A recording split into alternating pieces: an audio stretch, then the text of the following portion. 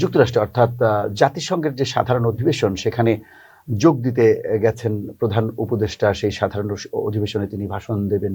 পাশাপাশি তিনি আরো কিছু দ্বিপাক্ষিক বৈঠক ইতিমধ্যে করে ফেলেছেন বিভিন্ন 4টি দেশের প্রতিনিধিদের সঙ্গে, রাষ্ট্রপ্রধান, সরকার প্রধানদের সাথে।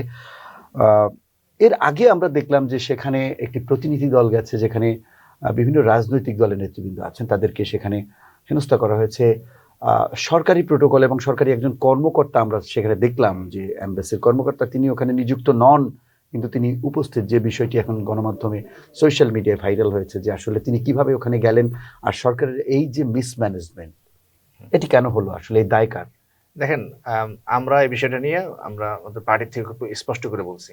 আমরা বলছি যে এটা একটা পুরো ব্যবস্থাপনাটাই, আয়োজনটাই বিভ্রান্তকর এবং অদূরদর্শী। প্রথমত কয়েকটা বিষয়। একটা হলো যে তিনি গেলেন জাতিসংঘে, তিনি 3টা দলের প্রতিনিধি নিয়ে গেলেন। এর মানে কি? এর মানে হলো নির্বাচনের আগেই তারা একটা আভাস দিতে চাইলেন যে আগামীতে এই 3 দল ক্ষমতায় আসছে। এটা কিন্তু লেভেল প্লেইং ফিল্ডের ক্ষেত্রে খুব বড় ধরনের সমস্যা। আপনি জানেন যে এটা কিন্তু মনস্তত্ত্বের উপর মনস্তত্ত্বের উপরে নির্ভর করে। এখন যখন সারা বাংলাদেশের জনপ্রশাসন নেতৃবৃন্দ দেখবেন, কর্মকর্তারা, যে 3টা দলকে সরকার আগের থেকে সরকারি দল হিসেবে ট্রিট করতেছেন, নির্বাচনের মাঠে এর কিন্তু একটা প্রভাব ফেলবে। এটা তারা করলেন, কেন করলেন তার কোনো যৌক্তিক জবাব নাই। তারা নিয়ে গেলেন, নিয়ে যাওয়ার পরে যে অব্যবস্থাপনাটা হইল, তারা পরে ব্যাখ্যা দিয়েছেন যে তারা অনুরোধ করছেন, তাদের ঢুকতে দেয় নাই। এখন বাংলাদেশের রাষ্ট্রীয় অনুরোধ একটা কি বলে বিমানবন্দরের কর্তৃপক্ষ রাখে না। তো সব মিলাইয়া একটা হযবরল অবস্থা। এবং একটা কথা আমরা বারবার বলে আসছি যে 5 আগস্টের পরে জনপ্রশাসনে একটা বড় ধরনের পরিবর্তন আনেন, সেটা তারা কিন্তু আনে নাই। আপনাদের কাছে বাইরে গিয়ে এর আগে আসিফ নজরুল সাহেব হেনস্থার শিকার হয়েছে, মাহফুজ আলম ভাই হেনস্থার শিকার হয়েছে, এখন এরা হইলেন। তো এটা আসলে সরকারের চূড়ান্ত রকম অদূরদর্শিতা। প্রথম অদূরদর্শিতা হলো আওয়ামী লীগের পতনের পরে আওয়ামী লীগকে আসলে কিভাবে বিবেচনা করা হবে, এই সরকারের চরিত্র আসলে কি হবে, এই জায়গাটা তো বড় ধরনের ভুল বোঝাবুঝি হয়েছে। আমার বারংবার বলে আসছে যে আওয়ামী লীগ কোনো পথভ্রষ্ট রাজনৈতিক দল না, আওয়ামী লীগ একটা মাফিয়া দল। তারা মাফিয়াদের মতো করেই পুরো দেশটাকে ধ্বংস করার জন্য, লুটেপুটে খাওয়ার জন্য সিস্টেম ডেভেলপ করছিল, পদে পদে জায়গায় জায়গায়। এইটাকে একেবারে ঝেড়ে মুছে পরিষ্কার করে একটা বৈপ্লবী সরকার গঠন করেন। তা করেন নাই। ফল যা হওয়ার তা হয়েছে। আজকে সারা বিশ্বের প্রত্যেকটা দূতাবাসেই এমন এমন কর্মকর্তা আছেন যারা আওয়ামী লীগের উদ্দেশ্যকে তারা সফল করার জন্য কাজ করছেন। এখন তিনি অনেকগুলো দ্বিপাক্ষিক বৈঠক করছেন, জাতিসংঘে অনেক বক্তব্য দিবেন। আসলে কি বলছেন সেটা নিয়েও কোনো পরিষ্কার বার্তা আমরা জানি না। আমরা আমাদের দলের পক্ষ থেকে বলেছি যে বাংলাদেশের যে গণতান্ত্রিক যাত্রা সেটা নিয়ে তুলে ধরেন, রোহিঙ্গা ইস্যু নিয়ে তুলে ধরেন, একই সাথে সাথে ফিলিস্তিন নিয়ে একটা জোরালো অবস্থান নেন, ভারতে যে মুসলমানদের উপরে বা সংখ্যালঘুদের নির্যাতন হচ্ছে তার পক্ষে তুলে ধরেন। এখন তিনি দ্বিপাক্ষিক বৈঠক করছেন, কি আলাপ করছেন আমরা জানি না। তিনি হয়তো ব্যবসা বাণিজ্য আলাপ করছেন, কিন্তু বাংলাদেশে কিন্তু বৈদেশিক ঋণ বলেন আর বৈদেশিক ইনভেস্টমেন্ট বলেন, কোনটা কিন্তু বেশি আসে নাই। অথচ আমরা ডক্টর ইউনূস সাহেবের অনেক জনপ্রিয়তার কথা জানি, কিন্তু সেগুলো আসলে ফল আমাদেরকে দিচ্ছে না। আমরা বলেছি যে টাকাগুলো পাচার হয়ে গেছে, সেটা বিদেশে পাচার হয়েছে, বহির্দেশের কাছে, সেই টাকাগুলো উদ্ধারের কোনো আয়োজন কিন্তু এখনো হয়নি। আওয়ামী লীগের নেতারা বাইরে পালায় আছে, ধরেন ভারতের সাথে না সম্পর্ক খুব ভালো না, কিন্তু অন্যান্য দেশে তারা পালায় আছেন, তাদেরকে কি আমরা আসলে আনতে পারতেছি, তাদেরকে আমরা কি নিবৃত্ত করতে পারতেছি বাংলাদেশ বিরোধী চক্রান্ত থেকে? পারিনি।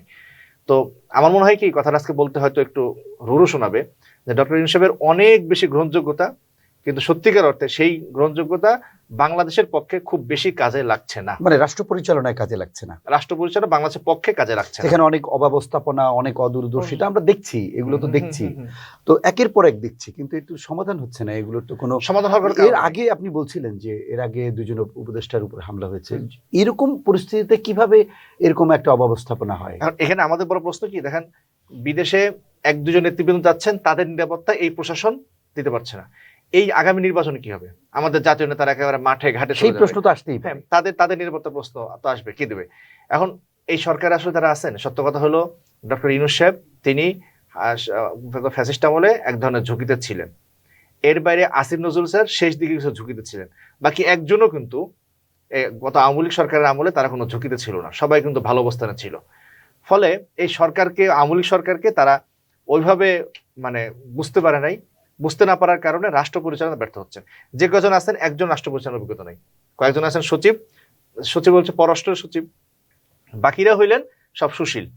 এখন আওয়ামী লীগের মতো একটা ফ্যাসিস্টকে দমন করার জন্য সুশীলপনা দিয়ে আসলে হয় না। আমরা 5 আগস্টের পরে একটা সুশীলপনার খপ্পরে পড়ছি।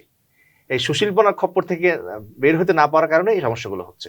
এখন এই সুশীলপনা থেকে বের হইতে হবে, সেটা আমি জানি না এরা পারবে কিনা, কিন্তু সুশীলপনা থেকে বের হলে নির্বাচনের আগে এই সুশীলপনা বা এই উপদেষ্টা পরিষদ বা এই সরকারের খপ্পর থেকে কিভাবে বের হবেন, এটা আসলে আমরা আসলে খুবই মানে আশাহত। দেখেন এত রক্ত পরে জুলাই হইলো, আমি একটু আগে কথা বলছিলাম আপনাদের সাংবাদিকদের সাথে, কি পরিমাণ রক্ত যে আমি দেখছি। আমি যাত্রাবাড়িতে কাজ করছি, আমি একটা হসপিটাল জব করি, শেষ দিকে আমি ভাই রক্ত মুছতে পারতাম না নিচে, আমি যখন হেঁটে যাইতাম আমার রক্ত হয়ে যেত, দোতলা পর্যন্ত রক্তের ছাপ উঠে যেত। এত রক্তের পরেও আজকে জুলাই সনদ করা যাচ্ছে না।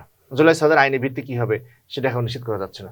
ফ্যাসিস্টের বিচার 2-4 জন 10-15 জনকে বিচারের আওতায় আনা হয়েছে, অথচ আমার এলাকায় আমি খুনি চিনি, আপনার এলাকায় আপনি খুনি চিনেন, প্রত্যেকটা ইউনিয়নে থানায় উপজেলা আওয়ামী লীগের খুনিরা আছে, তাদের বিরুদ্ধে কোনো বিচারের ব্যবস্থা নেওয়া হচ্ছে না।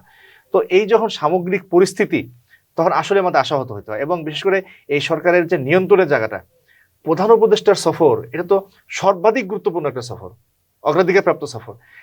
সেই সফরে যদি এই পরিমাণ অব্যবস্থাপনা হয়, তা আগামী নির্বাচনের দেশ কই যাবে আমার তো ভাবতেই অবাক লাগে, আমরা আশঙ্কিত হই। ফলে আমরা জানি না যে আগামীতে কি হবে, কিন্তু আমরা খুবই আশাহত এবং খুবই আশঙ্কিত।